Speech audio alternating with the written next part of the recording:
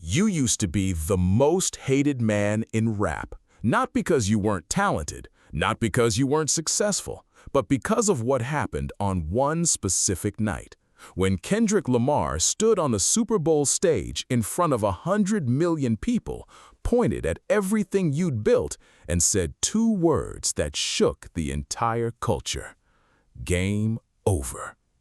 And here's what makes this story so strange. You didn't disappear. You didn't go quiet. You didn't retire. You came back. And now, with Iceman dropping, you're making your first real statement since the smoke cleared. But to understand what this moment means, you have to go back to where it all started. Because the man dropping this album isn't who you were at the beginning, and everything between then and now is what built the ice. If you're new here, subscribe. We cover stories like this every week. Now let's get into it. You grow up in Forest Hill, Toronto, which sounds glamorous until you realize it isn't the neighborhood people imagine when they picture a rap star's origin story. Your parents split when you're 5 years old. Your mom raises you alone. She gets sick. Money gets tight. You watch her struggle and you file it away somewhere deep, the way kids do when they're too young to fix things but old enough to feel them. Then you get a call, an audition. You land the role of Jimmy Brooks on Degrassi: The Next Generation. Wheelchair kid, sensitive, trying to figure out who he is in a world that keeps knocking him down. You don't know it yet, but you're about to play that character for the rest of your career. The show runs, you're in it for years, you're making money, you're recognized in Canada, and at night, quietly, without telling anyone who matters, you're recording music. Not pop records, rap. People around you think it's a phase, a TV kid who wants to be taken seriously. In 2006, you release Room for Improvement out of your own pocket. Then, Comeback Season. Then, So Far Gone. Nobody outside Toronto is paying attention. Then, Lil Wayne hears it. Wayne signs you to Young Money. And the thing about being co-signed by the best rapper alive at that moment is that people have to take you seriously, whether they want to or not. Thank Me Later drops in 2010 and debuts at #1. But it's Take Care that changes everything. 2011. That album doesn't just sell, it rewires what rap is allowed to feel like. You're rapping about heartbreak in a way that sounds honest instead of weak. You're singing, you're producing an emotional experience that no one in hip-hop had quite made before. Rolling Stone puts it on their list of the 500 greatest albums of all time. You're not just a rapper anymore, you're a cultural architect. And for the next decade, everything you touch turns into a moment. Hotline Bling, God's Plan, One Dance, Views goes to #1, More Like Us goes to #1. You're breaking streaming records before most people understand what streaming records are. And then, slowly, almost invisibly, the criticism starts to shift. It starts as whispers. People say you're soft. Then they say you're manufactured. Then they say you don't write your own lyrics. Meek Mill fires that shot publicly in 2015. He posts receipts, or what he claims are receipts, and waits for you to crumble. You don't crumble. You release back-to-back, a diss track so clean, so surgical, so completely unbothered that it gets nominated for a Grammy. You turn a moment designed to end you into a career highlight. And everyone learns a lesson. Don't come for Drake unless you can finish it. The problem is, not everyone learns the right lesson. Because underneath the wins, something is compounding. The allegations, the controversies, the questions people ask quietly but never quite go away. The Astroworld connection, the whispers about Pusha T knowing things, the girl, the child you didn't acknowledge for months, the pattern that critics start to assemble, not just about music, but about who you actually are. And then Kendrick Lamar decides he's been watching long enough. If this story is hitting different, drop a like. It helps more than you think. Let's keep going. It starts with a verse, then a track, then it becomes something else entirely.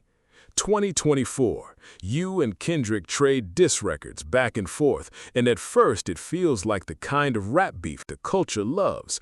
Two generational talents testing each other, with the winner getting to say they're the best. Then Not Like Us drops, and it's not a diss track anymore, it's a verdict. Kendrick isn't just saying you're a bad rapper, he's saying you're a bad person. He's listing names, he's pointing at the allegations the internet had been circling for years and putting them in a hook that 100 million people are going to sing. You try to respond, you release Family Matters. It doesn't land the way you need it to. And then Kendrick performs Not Like Us at the Super Bowl, the halftime show, the biggest stage in American culture. And as the crowd goes dark and the lights come back up, he looks into the camera and says it. Game over. For a moment, the entire internet agrees with him. Here's what nobody talks about. The silence after that wasn't actually silence. You file a lawsuit against Universal Music Group. You allege they conspired to boost Not Like Us artificially. You allege defamation. You fight back through lawyers instead of microphones, and people read that as weakness, as someone who lost and couldn't accept it. But then something shifts. You headline Wireless Festival in the summer of 2025. You sell it out in minutes, fastest in the festival's history. You go on a European tour and it sells out too. And then you and Party Next Door drop Some Sexy Songs for You in February, and it debuts at #1, knocking Kendrick's own album off the top of the Billboard 200. The culture expected a ghost. What it got was something colder. The Iceman rollout starts in July 2025. You release a single called What Did I Miss, and the title alone does something clever. It's a question aimed at everyone who wrote your obituary. But it's the campaign itself that signals a new version of you. You build an ice sculpture in downtown Toronto, 25 feet tall. You hide the album's release date inside it. Fans show up with pickaxes and hammers. Someone lights part of it on fire. The police seal off the area. A streamer named Kishka finds a bag frozen in the ice. Inside is a magazine, a pinup, and a release date. May 15th, 2026. The internet, the same internet that was ready to bury you, watches every second of it.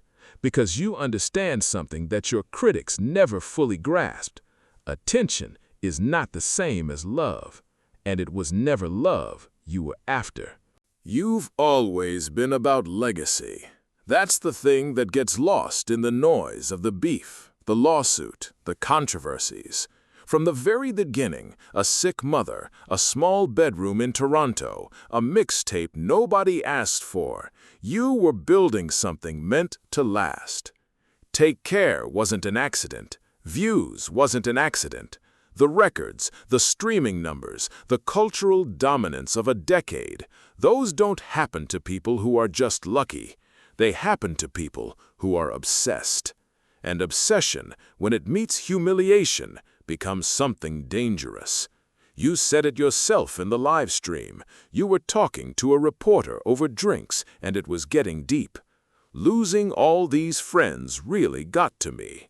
That's not the statement of someone who's fine. That's the statement of someone who has been sharpened. There's a scene in one of the Iceman live streams that most people skipped past. 4 Pinocchio figures sit around a restaurant table. One of them writes the word legacy on the table in red paint, then tosses ice cubes on it. At the end of the stream, you confront them. Make of that what you want, but the image is deliberate. Everything in this campaign is deliberate. The ice doesn't just reference a Marvel character or a basketball legend. It's a statement about preservation, about staying cold when the world tries to melt you down, about what survives.